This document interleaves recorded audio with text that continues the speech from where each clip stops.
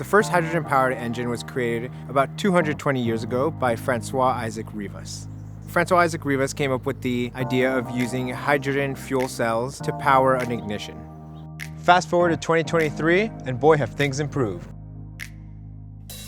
Hydrogen fuel cell vehicles are cars that run on hydrogen, and they're one solution to reducing carbon dioxide emissions from the transportation sector. So how do hydrogen fuel cell vehicles work? Hydrogen fuel cell vehicles run on an electric propulsion engine similar to traditional electric vehicles, but instead of pulling electricity from a battery cell, they pull electricity from a fuel cell, converting energy stored as hydrogen into electricity.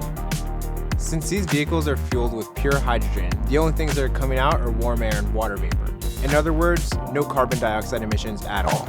A hydrogen fuel cell vehicle takes about 5 minutes to fuel, which is comparable to the traditional gasoline vehicle.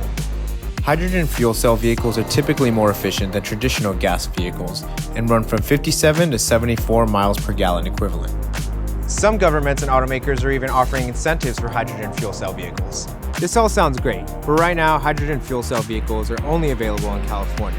The state is making investments to expand the number of hydrogen fueling stations. One downside, hydrogen fuel is much more expensive than traditional gasoline, costing as much as $16 per gallon equivalent. But some automakers are even providing incentives of up to 2 years of free fuel with the purchase of hydrogen fuel cell vehicle.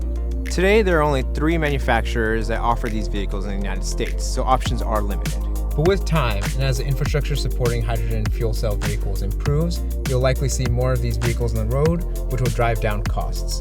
And with zero tailpipe emissions, these vehicles are a critical tool to reduce emissions and reduce our impact on the